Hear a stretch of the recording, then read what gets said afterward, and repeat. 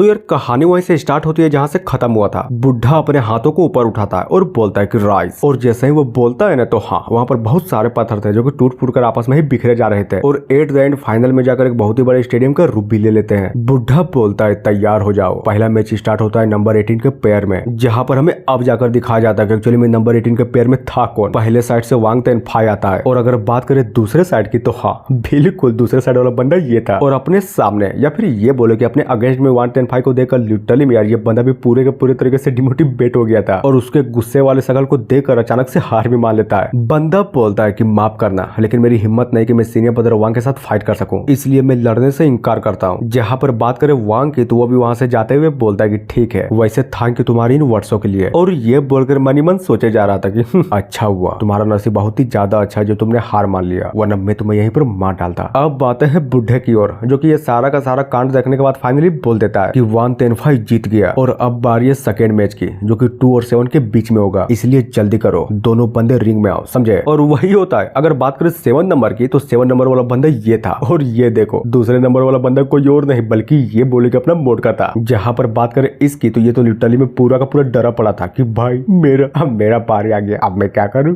अगर वहां पर गया तो मैं तो मर जाऊंगा। जिसकी बातों को सुनकर एमसी बोलता है कि चिंता मत करो, तुम्हें डरने की कोई जरूरत नहीं है, समझे। बस तुम्हें करना यह है कि रिंग में जाओ और चुपचाप से हार मान लेना। और ये बोलकर पीछे से धक्का मारकर फाइनली उस मोटके को रिंग के ऊपर भी चढ़ा देता है। और जैसा ही ऊपर चढ़ता है ना तो मोटका भी अपने हाथों को फटाक से ऊपर उठाकर हार मानने को तैयार था। लेकिन क्या, जैसे वो हार मान पाता तभी अचानक से वही बंदा जो कि अपने मोटके के साथ फाइट करने वाला था वो बहुत ही स्पीड से अपने मोटके की ओर बढ़ने लगता है और सच्ची में अटैक को कर भी देता है। जहां पर यह अटैक लिटरली में बहुत ही करीबी मामला था, जहां पर अपना मोटका बाल बाल मरने से बचता है, फिर क्या उठता है और बहुत ही स्पीड से अपने एमसी के पीछे चला जाता है कि मैं हार मानता हूँ, मैं हार मानता हूँ, मैं हार मानता हूँ। बंदा भी लाइक ओ बच गए, मुझे तो लगा था कि तुम्हारा पत्ता साफ था। इधर अगर बात करें अपने एमसी की तो वो भी उस बंदे के अटैक को देखने के बाद मन ही मन सोचे जा रहा था, धत्तेरी की ये कमीना साफ दिख रहा है, उसका वो अटैक इस मोटके को मारने के लिए था। समझ गया, यानी कि ये सारा का सारा चीज उस बूढ़े सेंगवान का किया धरा तो नहीं है ना। क्या पता हो भी सकता हो, वो ऑलरेडी मुझे मारने का ट्राई कर ही रहा है, लेकिन समझ में ये नहीं आ रहा कि इस मोटो को मारने का क्या फायदा।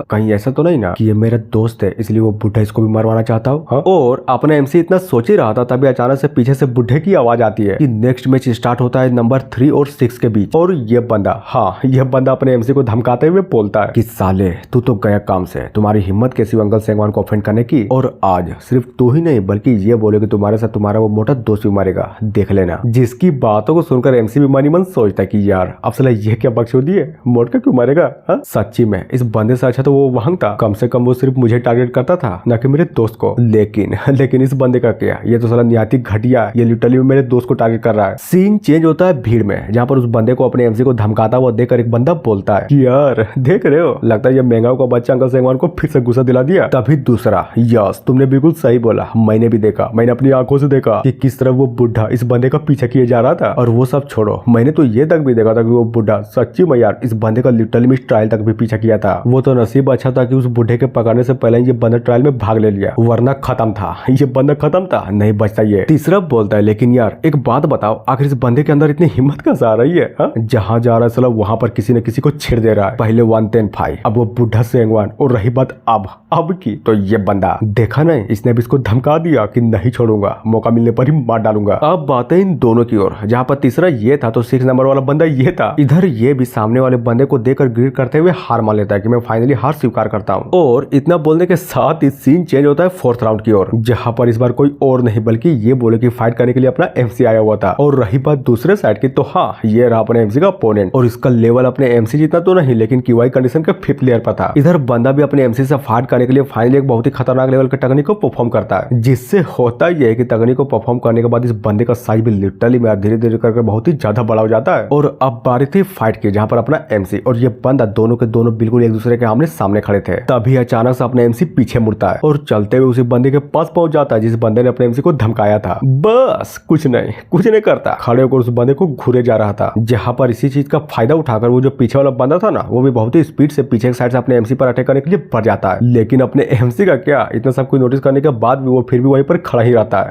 बिल्कुल भी नहीं हिलता, बल्कि ये बोले कि उसके पास से एक सोर्ड निकलती है। और जैसे ही वो बंदा अपने एमसी पर अटैक को कर पाता, उससे पहले ये सोर्ड जाकर उससे टकरा जाता है। तालिस्मान वाला बंदा बोलता है कि गजब, मान गया, वो बंदा सिर्फ क्यूआई कंडीशन के 5th लेयर पर है और उसको हराकर तुम अपने आप को 30 मार का समझ रहे हो, लेकिन यहीं पर तुमने एक बहुत ही बड़ी गलती कर दी। तुम्हें लगा था कि वो बंदा प्रिपेयर नहीं होगा। क्यों, मैंने सही बोला ना? हाँ? एमसी बोलता है क्या ही फर्क पड़ता है, अगर उस बंदे के पास सच में कोई डिफेंसिव टाइप का टीजर हो तो एक ट्रू पावर के सामने कभी भी कोई डिफेंस घंटा भी काम नहीं आने वाला, समझे? और ये बोलकर लिटरली में पहले तो सिर्फ एक ही शॉट था ना, अब तो साला बहुत सारे शॉट अटैक को कर देता है, जहां पर वो सारे के सारे तलवारें भी बहुत ही स्पीड से उस बंदे की डिफेंस की ओर बढ़ने लगते हैं। एमसी भी लाइक खेल खत्म, बूम। और हाँ बिल्कुल सारा का सारा डिफेंस वहीं पर पूरे के पूरे तरीके से डिस्ट्रॉय हो जाता है। और इसके डिफेंस के खत्म होने के बाद अचानक से तलवार बहुत ही स्पीड से इस बंदे के गर्दन के पार हो जाती है और ये बंदा ढम से जमीन पर गिर कर ऑन द स्पॉट वहीं पर मर जाता है। लेकिन अपने एमसी का क्या, वो थोड़ी ना पीछे हटता, वो भी ये सारा का सारा कांड करने के बाद उस बंदे को फुल एटीट्यूड में धमकाता है कि